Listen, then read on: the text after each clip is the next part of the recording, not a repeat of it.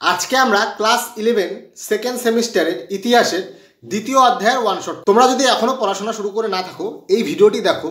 আশা করি ভিডিও শেষে তোমাদের অনেক কনসেপ্ট ক্লিয়ার হয়ে যাবে। ভিডিওটি শেষ অবধি দেখবে, বিনা স্কিপ করে দেখবে, মন দিয়ে দেখবে। আমি উজ্জ্বল তোমাদের সকলকে স্বাগত জানাই knowledge history and study YouTube. তোমাদের প্রশ্ন কিন্তু প্রথমে দিতে পারে ক্রুসেড কি বা ক্রুসেড কাকে বলে, ক্রুসেড সম্পর্কে লেখো। যাই দেখ তোমরা ঠিক এইরকম লিখবা। ক্রুসেড কথার অর্থ কি? ধর্মযুদ্ধ। ক্রুসেড কথাটা নিচে ওঠার থেকে খ্রিস্টান ধর্মের যে ক্রুশ ছিল সেই ক্রুশ থেকে ক্রুসেড কথাটা নিচে। এবার ধর্মযুদ্ধ হয়েছিল কাদের মধ্যে হয়েছিল, কেন হয়েছিল? ধর্মযুদ্ধ হয়েছিল খ্রিস্টানদের সাথে তুর্কি মুসলমানদের। কারণ কি? এর কারণ ছিল জেরুজালেম। জেরুজালেম খ্রিস্টানদের পবিত্র স্থান এবং সেই স্থানকে ইসলামরাও নিজেদের পবিত্র স্থান বলে দাবি করতে চাচ্ছিল এবং ওই স্থানকে দখল নিয়ে খ্রিস্টান এবং তুর্কি মুসলমানদের মধ্যে যে 200 বছরের যুদ্ধ হয় একাদশ শতক থেকে ত্রয়োদশ শতক অবধি, তাকেই বলা হয় ক্রুসেড। এবার এই ক্রুসেডের কিছু কারণ ছিল, হাকই তর্ক যুদ্ধ করবে না। ক্রুসেডের কারণ কি ছিল? ধর্মীয় কারণ ছিল, রাজনৈতিক কারণ ছিল, অর্থনৈতিক কারণ ছিল, সামাজিক কারণ ছিল। মেন কারণ ধর্মীয় কারণ। ধর্মীয় কারণ ছিল যে ক্রুসেডের যে বললাম জেরুজালেম, জেরুজালেম হচ্ছে খ্রিস্টানদের পবিত্র স্থান ছিল এবং সেই স্থানে তুর্কিরাও দখল নিতে যাচ্ছিল এবং সেই স্থানকে রক্ষা করার জন্য খ্রিস্টানরা যুদ্ধে অবতীর্ণ হয়। এছাড়াও সেই জেরুজালেমে খ্রিস্টান তীর্থযাত্রীদের ওপরেও চরম অত্যাচার করা হতো, তারও প্রতিশোধ নেওয়ার জন্য এই ধর্মীয় যুদ্ধ হয়। রাজনৈতিক কারণ। রাজনৈতিক কারণ কি ছিল? রাজনৈতিক কারণের মূল ছিল হচ্ছে পোপ দ্বিতীয় আরবান। এই সময় যে পোপের স্তর আধিপত্য নিচে নামে যাচ্ছিল। এইবার পোপ দেখলো যে আমি তো নিচে নেমে যাচ্ছি, কিন্তু আমার কথা কেউ মানতেছে না, কিন্তু কি করলে মানতে হবে। তখনই দেখলো যে এই ধর্মীয় যুদ্ধের একটা আড়াল আছে। এই ধর্মীয় যুদ্ধটাকে যদি আমি উস্কা দিতে পারি তাহলে আমি থাকবো মেন, আমার কথা সবাই শুনবে।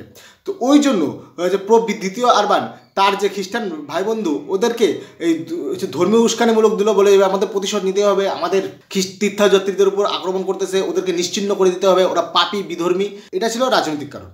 এবার হচ্ছে অর্থনৈতিক কারণ। অর্থনৈতিক কারণ কি ছিল? ব্যবসা। ইউরোপীয়রা মধ্যপ্রাচ্যে ব্যবসা করতে যাচ্ছিল। মধ্যপ্রাচ্যে মুসলমানরা ছিল মেন শক্তি।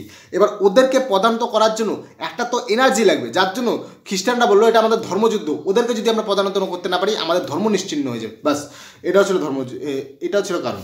এছাড়া সামাজিক কারণ। এবার ইউরোপে অনেক সময় এই অশান্তি যুদ্ধ লাগিয়ে থাকতে পারতো, ইসলামরা অনেক সময় অ্যাটাক করতো।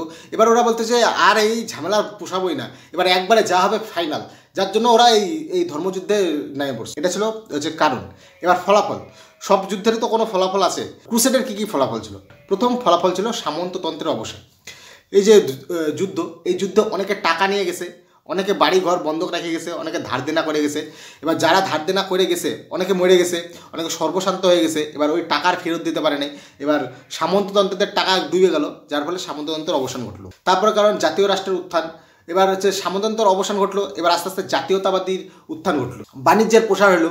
বাণিজ্যের হচ্ছে ক্রুসেডের ফলে বিভিন্ন দেশের মানুষ এক জায়গায় হলো, বিভিন্ন স্থানে গেল।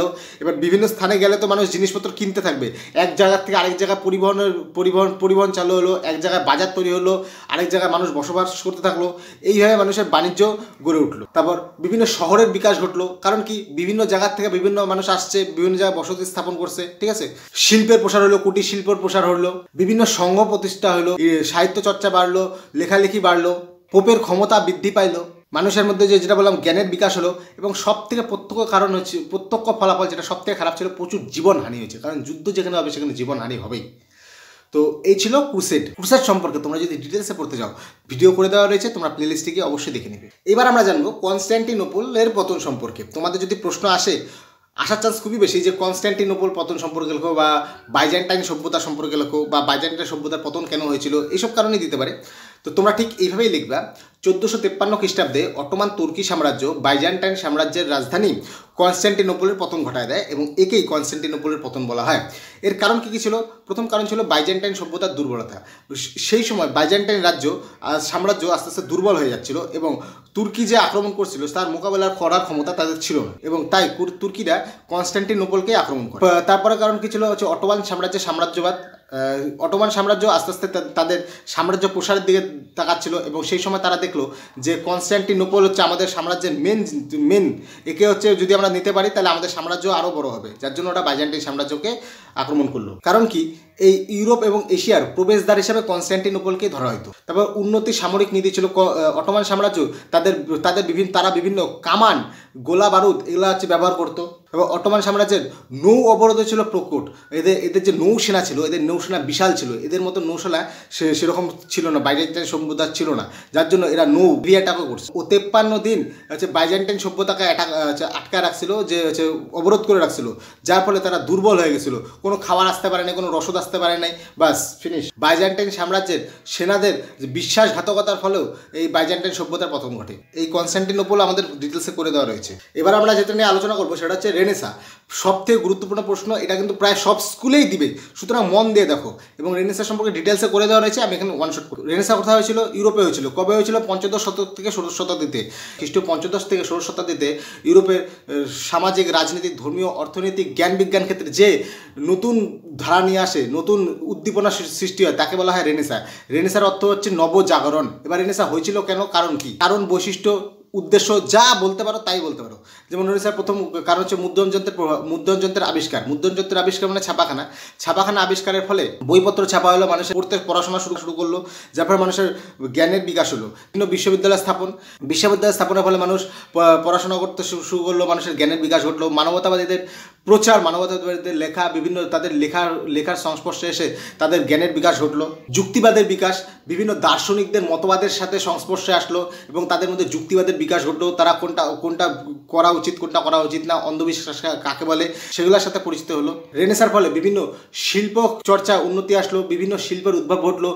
শিল্পের মাধ্যমে মানুষের জ্ঞানের বিকাশ ঘটলো, শিল্পের মাধ্যমে মানুষের প্রফুল্ল মনের বিকাশ ঘটলো। ধর্মনিরপেক্ষতা চেতনা, রেনেসার ফলে মানুষের ধর্মনিরপেক্ষ চেতনার বিকাশ ঘটলো। সর্বধর্ম সমন্বয় চিন্তা ভাবনা করলো, সকল ধর্মকে সমান চোখে দেখতে শুরু করলো। ভৌগোলিক আবিষ্কার, রেনেসার ফলে মানুষ তারা বিভিন্ন দেশ আবিষ্কার করতে শুরু করলো, বিভিন্ন দেশকে জানতে শুরু করলো, দেশকে এক্সপ্লোর করতে শুরু করলো। নবজাগরণের ফলে মানুষের মধ্যে রাজনৈতিক এবং প্রজাতন্ত্র ধারণা বিকাশ করতে থাকে। এর ফলে ইতালি এবং জার্মানিতে ঐক্যীকরণ ঘটে।